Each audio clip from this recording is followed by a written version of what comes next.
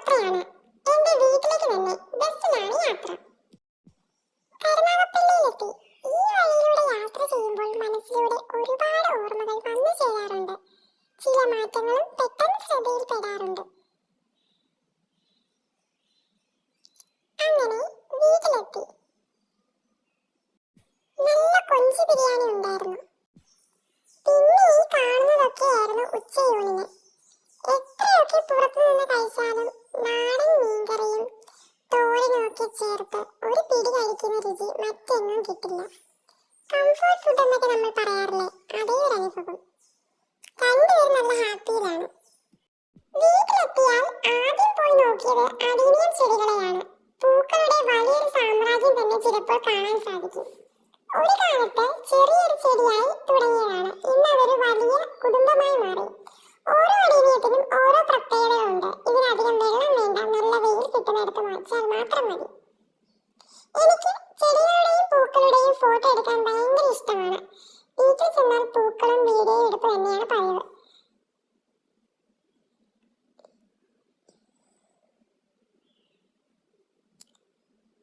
ഇതൊരു മാതളത്തിന്റെ തയ്യാട്ടോ, ഒന്ന് രണ്ടെണ്ണം പിടിച്ചിട്ടുണ്ട്. പിന്നെ ഈ ചാമ്പമരം നിറയെ പൂത്തിട്ടുണ്ടായിരുന്നു. ഇത് പഴുത്ത ഭാഗമായി മരത്തിൽ നിൽക്കുന്നത് കാണാൻ തന്നെ രസമാണ്. കുറേയേറെ താഴെ വീണ് കിടക്കുന്നുണ്ടായിരുന്നു. ഇനി കുറച്ച് ചാമ്പയ്ക്ക് പറിച്ചാലോ? കുറച്ച് റിസ്ക് ആണ്. നമുക്കൊരു കസേരയ്ക്ക് ഇട്ട് പയ്യെ പറിക്കാം. പണ്ട് ട്യൂഷൻ കഴിഞ്ഞ് വരുന്ന വഴി ഒരുപാട് ചാമ്പമരം വഴിയരികിലായി കാണാറുണ്ടായിരുന്നു. പൂത്തുലഞ്ഞ ചാമ്പമരങ്ങൾ. അത് കണ്ടിട്ട് ഒരുപാട് കൊതിച്ചിട്ടുണ്ട്. നമ്മുടെ വീട്ടിൽ ഇതുപോലൊരു മരം ഉണ്ടായിരുന്നെങ്കിൽ എന്നും ചാമ്പയ്ക്ക് പറിക്കാമായിരുന്നല്ലോ എന്നൊക്കെ തോന്നാറുണ്ടായിരുന്നു.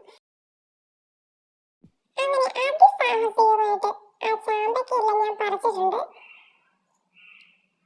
കുറേയേറെ പറിച്ചു കേട്ടോ. ഇത്ര ഉണ്ടായിരുന്നു. ഈ ചാമ്പയിലേക്ക് നമുക്ക് ഉപ്പിട്ട് മുളകിട്ട് കഴിച്ചാലോ?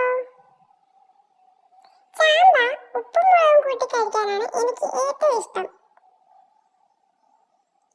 ആഹാ, എന്താ രുചി!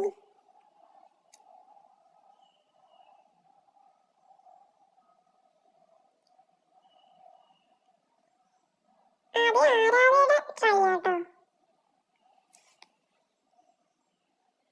മഞ്ചാടിക്ക് ഒരുപാട് ഇഷ്ടപ്പെട്ടു. രണ്ടുപേർക്കും ഒരുപാട് ഇഷ്ടപ്പെട്ടു.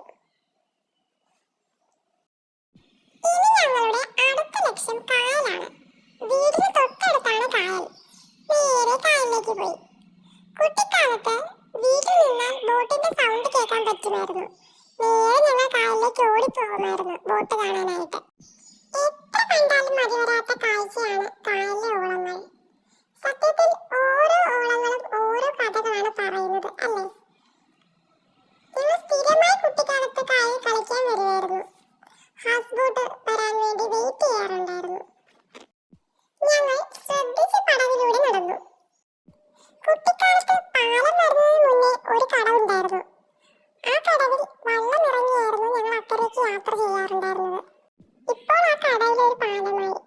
ഈ കടവൊരു ഓർമ്മയുമായി. സത്യത്തിൽ ഈ ബോട്ട് പോയപ്പോൾ ഭയങ്കര നൊസ്റ്റാൾജിയ ഫീൽ ആയിരുന്നു കേട്ടോ. ഉള്ളിൽ ഭയങ്കര സന്തോഷമായി. പിന്നെ ഞങ്ങള് ഒരു റീലൊക്കെ എടുത്തു. റീൽ ചെയ്യാൻ രണ്ടാൾക്കും ഭയങ്കര ഇഷ്ടമാട്ടോ. എനിക്ക് റീൽ എടുപ്പിക്കാനും ഭയങ്കര ഇഷ്ടമാണ്.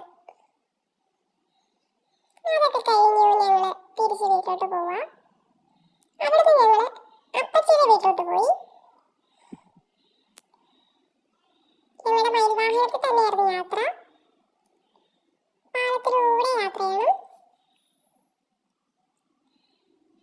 ഇതിനടുത്തായിട്ട് ആരാധന ട്യൂഷൻ സെന്റർ ഉണ്ട്. അത് കാണിച്ചു തരും കേട്ടോ എനിക്ക്.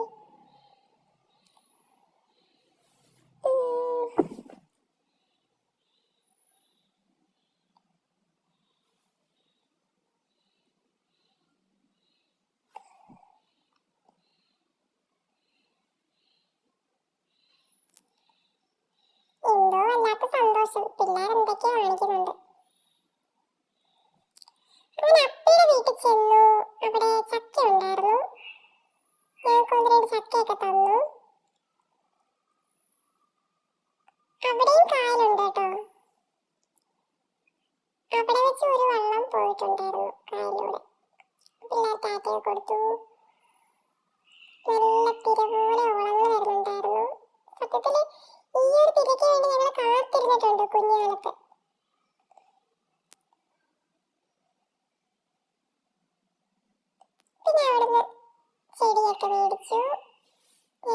തിരിച്ച് വീട്ടിലോട്ട് പോവാട്ടോ.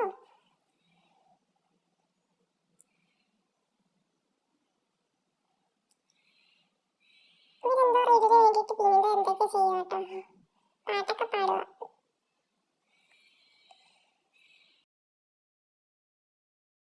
അങ്ങനെ തിരിച്ച് വീട്ടിലേക്ക് പോവാ.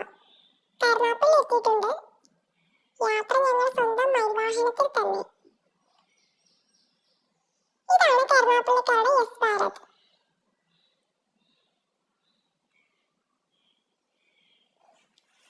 നല്ല തിരക്കാട്ടോ. ഞങ്ങൾക്കൊരു സൂപ്പറിന്റെ സ്വിഫ്റ്റ് ബസ് ആയിരുന്നു കിട്ടിയിട്ടുണ്ടായിരുന്നത്.